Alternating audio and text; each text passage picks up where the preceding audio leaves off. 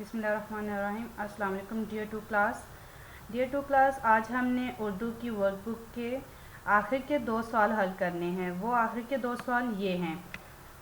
पहला सवाल है, लफ्ज़ों से जुमला कैसे बनता है।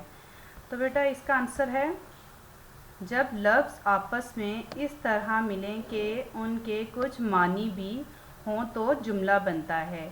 ओके स्टूडेंट्स, समझ आ गई है ना।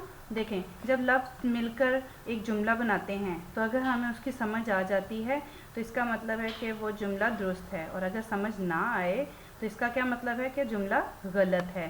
ठीक है बेटे। अब है सेकंड क्वेश्चन हमारा। तो बेटे हमारा लास्ट क्वेश्चन ये है, लड़का स्कूल गए। ठीक है, तो क्या ये जुमला दुरुस्त है। यहाँ पे यही आना चाहिए था, क्या लड़का स्कूल गए। नो, लड़का स्कूल गया, तो गए नहीं आना था। इसका मतलब है कि ये जुमला गलत है। तो इसका आंसर क्या है, जी नहीं। ठीक है, तो बेटा आपने इसको अपनी नोटबुक पर नीट करके आपने इसको लिखना है और इसकी प्रैक्टिस करनी है और इसे याद करना है। Okay students, very good.